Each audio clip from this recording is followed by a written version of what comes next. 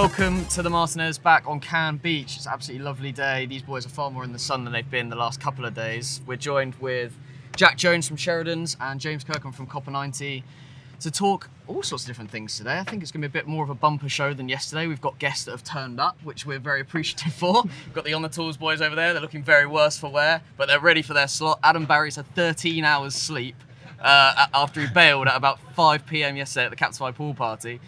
But Lee and Ian really did battle on until 2, 3 a.m, so fair play to them. Let's talk women's football. It's an incredibly hot topic. You're the man in the know. Am I? And it's a big match tonight. Yeah, it's good, isn't it? It's a match around the corner in Nice, so a bunch of us are kind of escaping like naughty schoolboys, schoolgirls, whatever we are, leaving the media gang here, and we're going around the corner to watch England-Japan, which we're very excited by, actually. Like, nice bit of momentum, bit of noise. It's a big game, that, as well, isn't it? A very good game, yeah. Japan are decent, so, you know, the group effectively gets decided. Yeah. It's nice, though. I think it's quite, there's a nice little buzz about it. Funnily enough, even here, a few people are coming down to it. And there's a lovely kind of excitement where people are like, oh, God, I didn't realise it was around the corner, and kind of, you know, can't wait to kind of go. So, yeah, no, I'm looking forward to it. Yeah, great. What are England's chances, genuinely, of this World Cup? They're pretty good, but if anyone's been watching much of it, if you're watching the US team, they're pretty phenomenal. They effectively played a second string side the other day and still battered Chile and should have won probably 6 or 7 and weren't off this amazing keeper. But it's good. They won 13-0. Yeah, it's ridiculous. Yeah. Against Thailand. So you've got teams like that who are just a different level. But no, England got a good chance. They play with a nice bit of flair, actually. It's quite surprising considering it's Phil Neville. I'm a Man United fan, and Phil used to be this kind of pretty defensive chap, left back, right back, defensive midfielder. But the team is nothing like that. They play with a lovely kind of freedom. People like there's players, again, if you've been watching much, there's a player called Nikita Paris who's just the most wicked, beautiful, fantastic. Like, she stops, starts, gets the ball, suddenly goes past someone. Real old school wing play. She's just moved to Lyon, actually. Okay. But you got stuff like that, which is lovely because it's very fearless, and you know, it's kind of what we love in football. Full stop. It's not always easy to do that. No one would play with shackles, right? People like her embody this kind of, I think, beautiful, exciting kind of play that a lot of people are getting behind. So it feels like, Jesus, can you smell that? Yeah. Wow. Pretty pungent. Yeah. Someone's having some fun. Sorry, someone's just sparked a joint around. So I'm just trying to work out who that is. So there's a real step change. Yeah. This is the first women's football tournament where it's not referred to as a women's football tournament. It's nice. It's a football tournament. Yeah. And the fact that it's men or women is very much a secondary thing. Yeah. I mean, you guys are leading that charge, certainly pushing that really hard. Everybody I speak to is pushing women's football. Yeah. How has it all come together so quickly? Because I mean, a year ago, 2 years ago, people were pushing it that way, but it felt a lot further away from today than we are now. It seems to have really sped up in the last 9 months. I agree. I think it has. I think, without being too boring, and it's a shame to almost answer it with the answer I'm going to give, but a lot of it is for commercial reasons.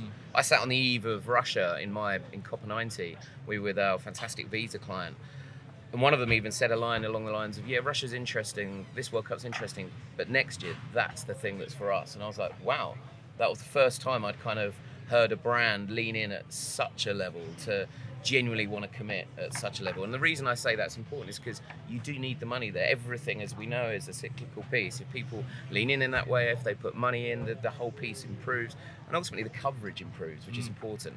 We've sort of taken it upon ourselves, I guess, to sort of maybe make amends from what was before, and we include ourselves in that. You know, we have this lovely sort of ethos that women's football is football. Period. So as you say, there's less differentiation. It's not about kind of delineation between women's football and the women's game. It's just football, and it's just bloody good football. So the more we can extol the virtues of it like that, we're trying to pluck individuals and kind of elevate them. For example, we've got a whole icons sort of campaign, if you like, around the World Cup. We've taken illustrations of all these players, recreated them in many beautiful ways. They're up and out actually around fan parks in France right now. They're used socially. We're trying to elevate individuals, turn them even more into heroes for young people, young audiences. You know, the idea that a little girl is going to be inspired for the very first time by someone like Nikita Paris, for example, and be able to consume it and be able to dive into it, that's a really good and important thing. And we're at a point in time, you're absolutely right. We're in France right now. We've got a match tonight. And for an English audience, for example, that's perfect, right? Kids can come home from school and watch the games. It's not Canada 4 years ago where it was just a little bit antisocial and difficult to tune in, quite literally. So basics need to be in place for you to be able to get involved like we are. It isn't finished. There's still a long way to go, but there's a beautiful momentum and it's only going to continue. And we're also with Jack from Sheridans. Women's football is a huge push. I think you're talking about the media rights, all the different things that are going on around women's football outside of just the game. Like, what are you seeing as the growth area for women's football in the legal space? Well, as James was saying, obviously some of the big brands this World Cup have got involved. A lot of the banks actually are, which is interesting because they're normally quite conservative when they sort of invest into sports rights. But I think, as James was saying, it's about the story. I think with women's football, there's some great stories there. And I think brands have picked up on that. And they've seen that they can come up with these great stories where people can really connect with the players to see their rise to fame. And there's that connectivity with consumers, brands, and the like, that brands are getting involved. Brands are feeling really a part of this one. And more so, I think, to men's football, which is sometimes a bit not attached to what consumers feel. There's those barriers that we're used to watching men's football. Whereas I think the stories for this World Cup have been great. And I think the brands have got involved. And it's only going to improve, as James was saying, it's only going to get bigger. It's a self-fulfilling prophecy, isn't it? Because the more effort and time that goes into building these stars, which there isn't, I couldn't have named the England team from 2 years ago, but I actually did a BBC quiz, weirdly. I don't know why I did it. Did a BBC quiz about the women's football team, and I think I got 8 or 9 out of 11. I didn't know I knew the team, but I did. When their faces popped up, I actually knew who they were. I knew who Nikita was. I'd seen her play. It's the... I love the idea of a founder of one of the hottest agencies around just idly doing BBC quizzes. Yeah, I know. That's what he does on his fallow year days at Cannes. That's what he's found. An insight into the hard I do love a quiz. I do love a quiz. Question from the comments. I think it's just because I like to be right. I need that continual validation. That's it. That's what it 8 is. out of 10. Well done. Come on. Question for you, James, in the comments from Kieran Walsh. What key steps does women's sport need to take to retain its current momentum? We will benefit by the fact that there's a beautiful kind of seasonal progress in itself. And in other words, when this is done, we've got the Olympics. Olympics in women's football is a really big deal. It's fantastic. So it's like right next. And then we've got the Euros. So the point is there's a very natural seasonal progress anyway, and it's very easy, therefore, to go to the next. What was just kind of mentioned there as well when we're talking about brands and the commercial piece, there's been a lovely change where it isn't people just coming and badging and then saying see you later. People are genuinely into it. They're like, right, this is an 8-year journey. This is a 10-year journey. It's like, bloody hell. That's quite a commitment, actually. Like, people are going, let's get involved and let's take our time. Now, if you think that in another way, like back in the day, I used to work on brands like Red Bull. They would invest in athletes over that period. We used to work with, I don't know, someone like Di Green 5 years prior to the Olympics, and Red Bull as a brand would grow an athlete over time and subsequently able to incubate their own talent and end up being beautifully aligned. It was a very smart kind of strategy. I think brands have kind of woken up to that too. They're like, do you know what, we can get involved, be a part of this thing. Obviously, we're purpose driven by aligning into it full stop, and then we're going to benefit. The final point as well is on individuals. Like, this isn't coincidence, and it isn't just distinct to women's football. So individual players are increasingly they recognise their brands. We all know their brands, but it's not like a brand Beckham with an aftershave. They're more culturally symbolic. Raheem Sterling has been elevated by fans to be a voice of a generation against racism. That's a pretty amazing, it's quite a big kind of thing, frankly, to put on a young man's shoulders. Yep. But we as fans have kind of done that, and he's gone, fine, and I'm going to be candid and transparent and lead this very important kind of narrative. So players do that. Where politics has failed, sport has stepped in. I think that's an amazingly interesting thing. We saw that last year as well with the World Cup, how it brought the nation together in the men's World Cup, and I think this is doing a similar thing too. Yeah. And the fact it's broadcast on terrestrial TV makes a huge difference. People really buy into that. We've seen the difference between the Women's World Cup and the Cricket World Cup, which hasn't had the same buy-in. It's obviously got a huge viewership, and the people who care about cricket normally are watching it. But the people who are outside that circle, who just love watching the big events, the casual sport fan, aren't tuning into the Cricket World Cup in the same way as they're tuning into the Women's World Cup, and that seems to have a huge difference for sport. Sport can do that, right? Look at cricket the other day, and the audience that watched India-Pakistan. there's a backdrop and a narrative there that's ultimately about feuding nations, about war. Like it was arguably one of the most, I think, watched sporting events of the last 10 years. Like, I don't know, sport has got this amazing, intangible, almost indescribable thing that it can do, the way it can either harness or unite or create that kind of... We've seen it from, you look at the German Olympics in the 30s. Absolutely. Right? It was maybe the first example of that, where it meant so much more than who won the race. It was, it was about people and human to human interaction and what's right and wrong, and sport being that vehicle that brings people together rather than the thing itself. Well, the young audiences are increasingly understanding that. So in football, there was a team in a lower tier Spanish team, Lionesses.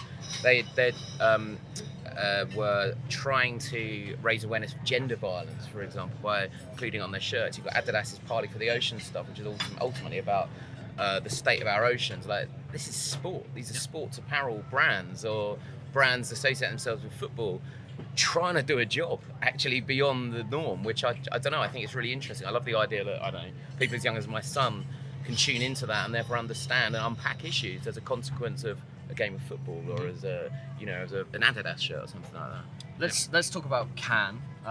First of all, to you, Jack. Media lawyers, don't see a lot of them out here. Yeah, what are you doing? What are you doing here? Good question.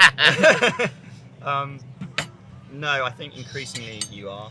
I think the truth is there's not many pure media lawyers here around, especially in the UK. Probably in the UK there's about 4 firms. But it makes sense. I mean, the reason I'm here is because a lot of my clients are here, particularly in the social areas, the ad agencies, a few of the brands. I think Aaron made a good point. This Cannes is what you make of it. And this is my first time. We arrived at I think 2. It was very much a classic first time, dump your stuff and get involved. And I think there's so much going on, you have to kind of select and choose the right things to do. We ended up at the Drum Pub, which was good actually, because you could catch up with clients there and people. And then we ended up at Lad Bible Party. And I think the parties are great, kind of showing your face, but it's quite difficult to discuss work. I think it's more just being here, having a presence here, people know you're here. And each year, I kind of decided, no, I'll just stay behind at work. And then I think this was the first year I thought, actually, it's good to be there, it's good to have a presence there, and show your face so people know you are. And good of you to drag yourself out here. Yeah, it was you tough. You make it sound awful. Yeah, that wasn't awful. But it was, How, going back to the office in a week's time, how are you going to actually assess it? The ROI, it's obviously very hard to yeah, I think it's a really good point. I think in terms of ROI, it's wrong to say, oh, I generated this new work, therefore it pays for itself. I think that's wrong for a place like Cannes. I think if you're going to a traditional festival or a traditional marketing day, then you might think, you go around with your business card and that. But I think here it's more about just being there, having presence. So tend to have a business case, and you present that business case to the firm. You say, look, a lot of my clients are here, these are people I'm going to meet, people like James and stuff like that, and most of the firms in media will say, get out there. And that's kind of what I did 7 years ago when I met you guys, and I was just out there going to these types of events, perhaps not in Cannes, more like Murray's Sports Bar where I met Aaron. But great place. Yeah. Rolling back the years. But yeah, you've got to be there, don't you? Yeah. And that's the story, right? We met you 7-8 years ago at the start of Sport Lobster, and we've kind of been on the whole journey together. And yeah, I was like a young media lawyer and wanting to get involved with sort of emerging businesses, emerging tech, emerging digital. And I always loved football. I was always into sport, so I always had a sort of lean on sport just because that was my preference. And so yeah, any new event that was happening, new business, I would come along. Most people have launch days, launch parties, that type of thing, and just get involved and meet people. And then I've always said to the young lawyers starting that the best experience you can have is actually to have your own clients, so you're on the front line, because you can have a lot of time where you're working for other lawyers and it's not the same. When you actually take on clients, you meet people, that's when you actually sort of grow up as a lawyer. And I found it worked really well for me. And well, that's when you see the real problems, right? Exactly. It's like a lot of lawyers talk about secondments, where a lawyer goes into a business and works there and they think, oh, is that a good thing? For me, I've done a few, and it's some of the best things I've ever done. because you never know actually how your clients operate until you literally sit there with them and you see them making those decisions. Aside from that, on a call, it's not the same. It's not, you just don't see that. So yeah, I would encourage young lawyers to go out to these types of events and to meet people, and every opportunity, if there's opportunities to come and stuff like that, to take. And James, you've been here a You're few Mr. times. Can, aren't you? You are known as please, Mr. Can. Please don't say that. Last year I saw you on just before the World Cup. You did a brilliant panel, and that was my first introduction Oh, really? to you. And I just Oh, really? my God, this guy has got control of this. I don't know about that. Listen, I think you've just spoken so brilliantly. For me, it's always the It's the first time he's ever heard that. Yeah, No, I'm gonna go now, mate. that was almost a perfect articulation of why it's relevant, I think, for everyone beyond just someone who ultimately works in a legal space. It's hard to miss.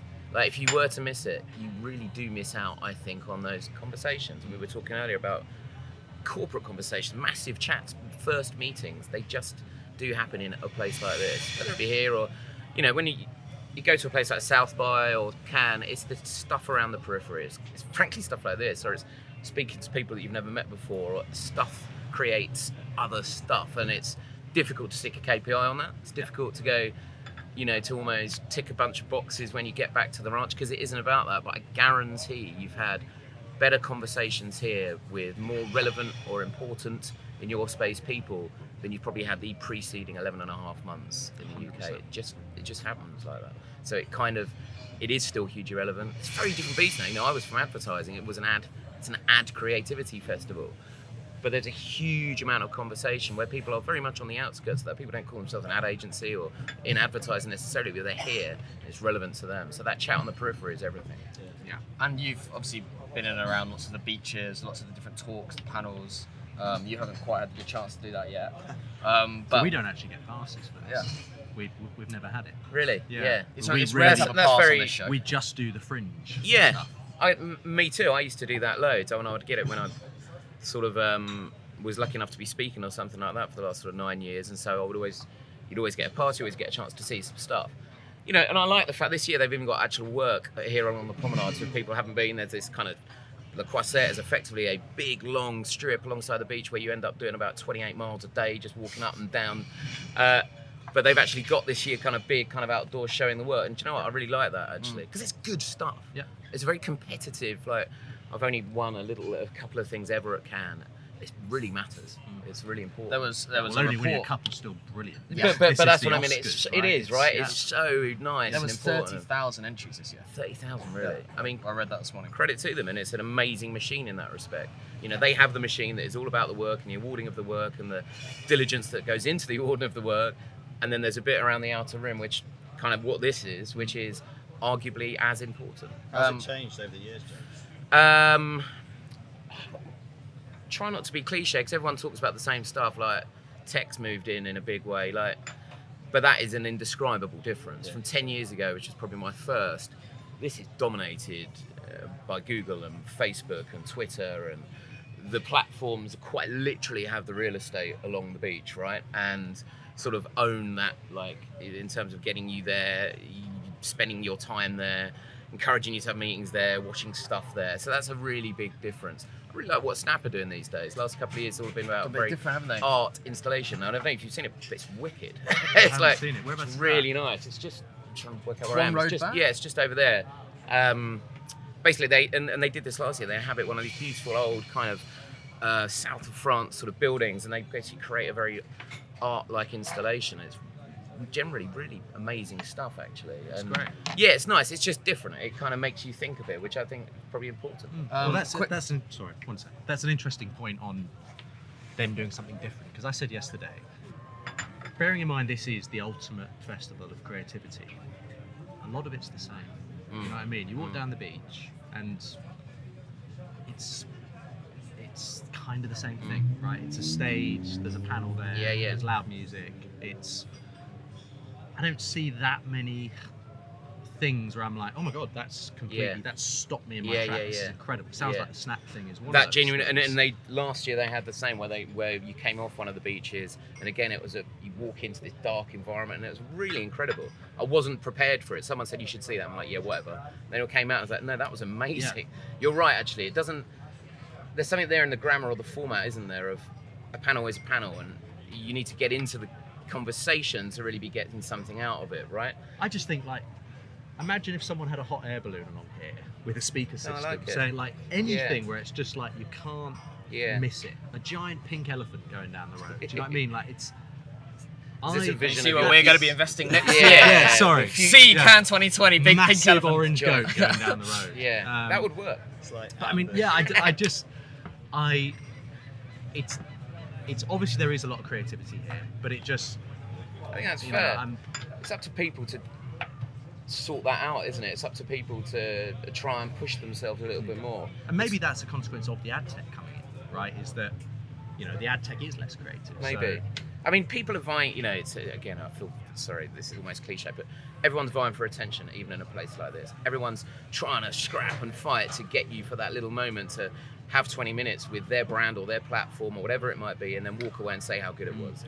And that's a fascinating little scrap that goes on every hour of every day for these basically 5 days. Yeah. I think the festival was smart the way it's condensed it again. I think it had got a little bit overblown. But the people who weren't here last year from the likes of Publicists, they're right back again this year. It's still important. It's still hugely relevant. Questions from the comments. First from Brian Collins, good friend of ours at the agency, head of media at Ogilvy. Loving this, guys. Random question, but do COPA90 do anything in B2B? How would they approach it in football? I guess we do stuff a little bit like this. We've had presence. I mean, I guess this whole conversation started with the sort of presence we'd had previously here. So yeah, probably when you saw us last year at the Men's World Cup, it was about us being a part of that. There was a lot of football narrative, more so than maybe this year. We're of course hosting a session on that, on the women's football piece. Last year, it was being a part of CNN, and being a part of Facebook, being a part of YouTube, and talking up football and fans and whatever it was that we were describing. So that is as kind of B2B as anything. We'll do that with a lot of events actually.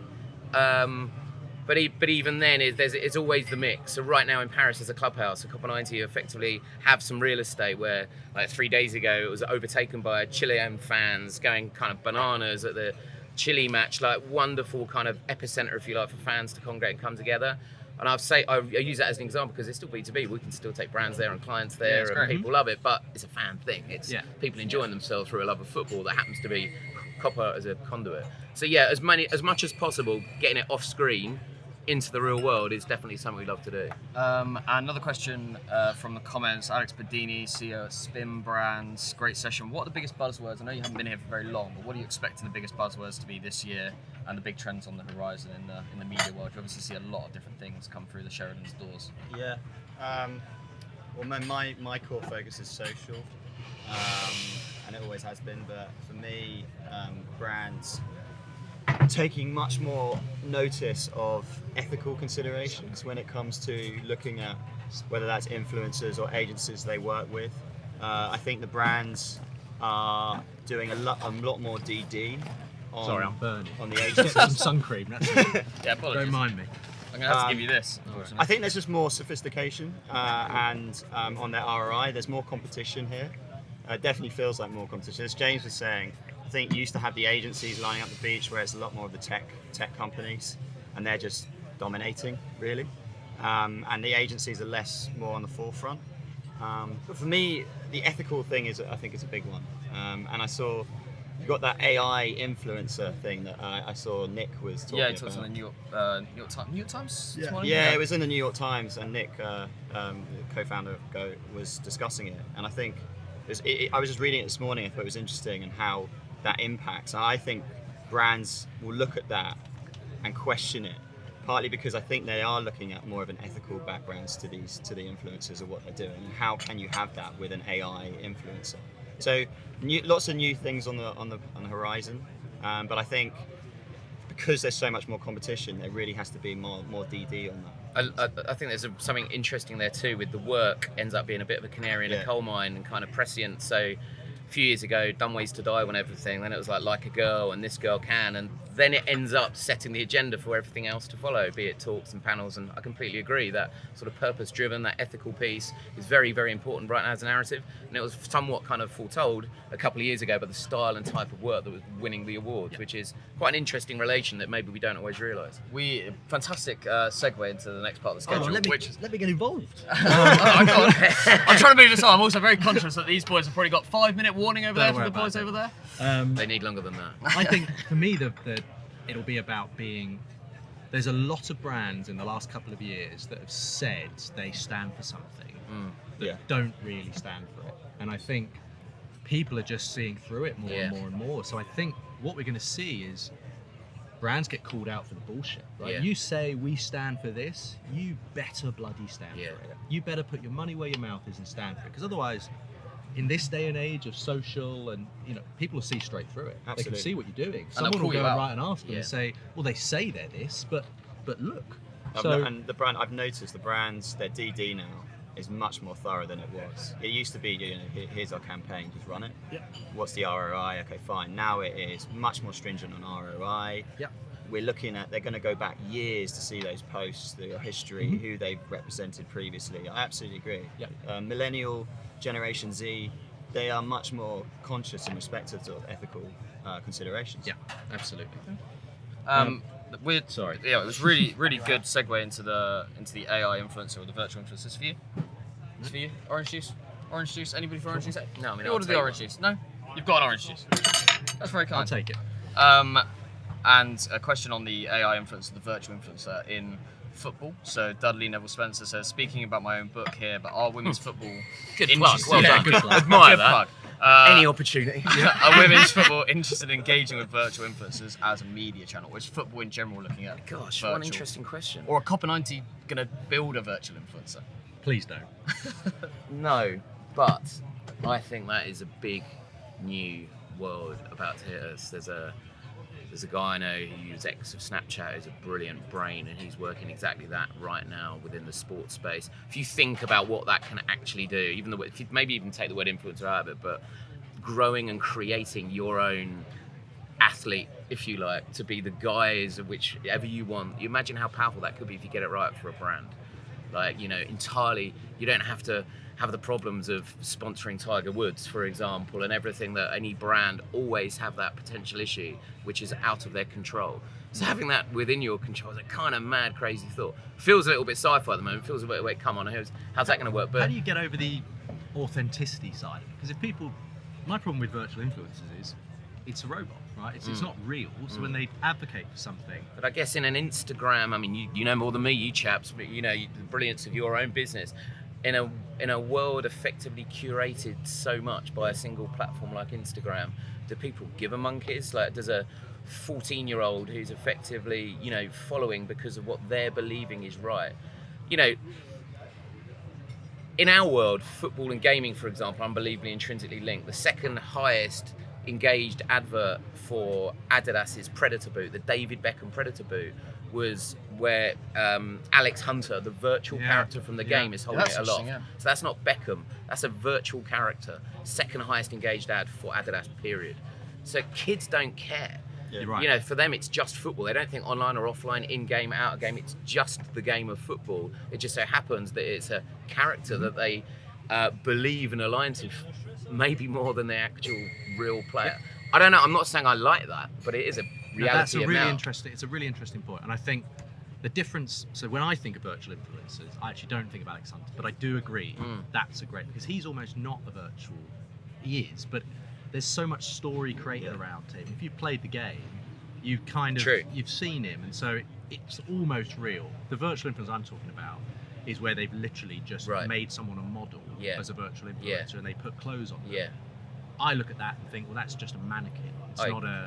It's not a human, because there's no real voice behind it. I agree. Alex Hunter crosses that. Yeah. He's almost a real person in Absolutely. a weird way. Yeah. But yeah, because I mean, Aaron, on that point, I think it can it's work. like a film character. Yeah, If it's 100%. specific for a campaign, it can work. So I know there's a fashion brand that launched their e-commerce platform using a virtual influencer, and I'm told it was a real success.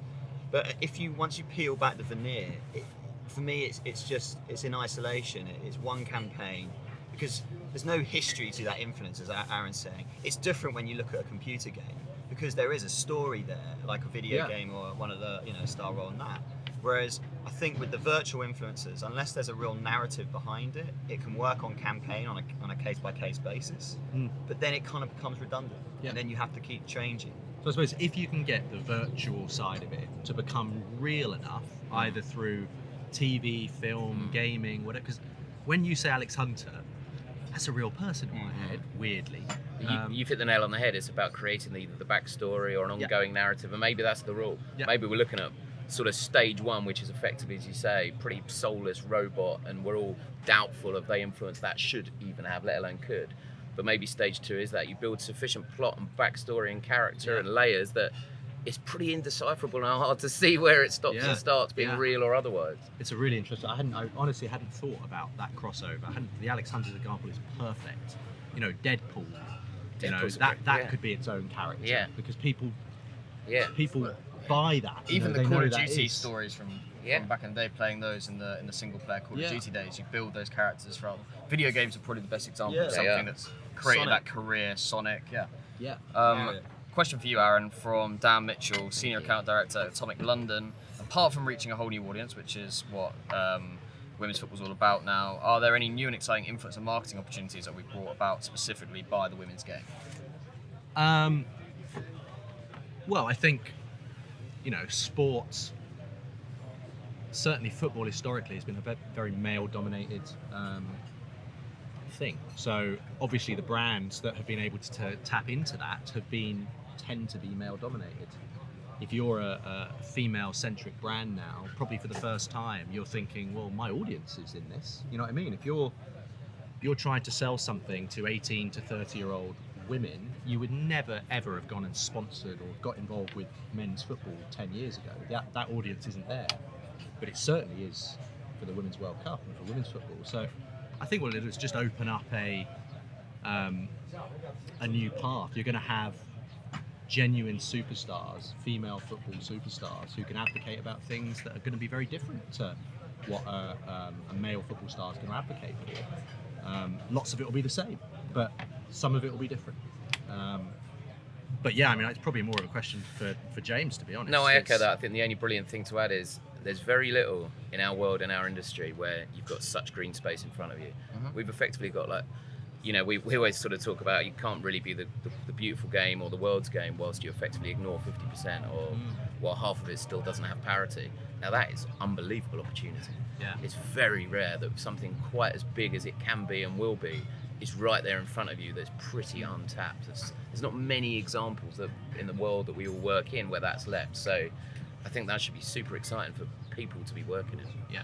It's going to go towards tennis, right? I think tennis is a great example where the men and women's game are equal, right? I don't think people are, the sponsors for both can go in there. It's, Wimbledon is both. It's not men or women, it's everybody. And tennis is probably the best example of a sport that's been able to do that and have the two men's and women's right next to each other, the same thing. Olympics as well.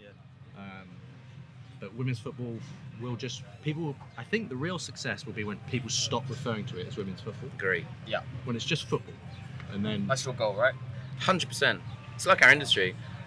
They're having the digital moniker in front of stuff. It's kind of a necessary evil for a certain amount of time, and I think we'll have the same with women's football, frankly. I can't wait for it to be. We've genuinely had that internal conversation. Rebecca, who leads it up from our side, she's ex-captain of New Zealand, played in the Olympics, played in the World Cup, used to work at FIFA, amazing woman.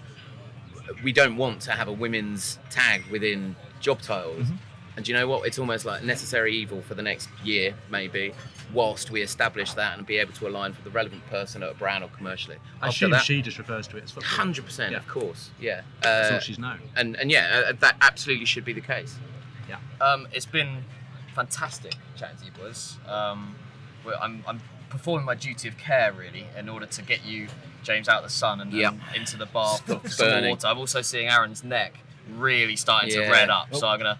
I'm sure the hearts are bleeding back in So- Farringdon. Yeah, exactly. Yeah. Those poor bastards. Doing it for us. Yeah.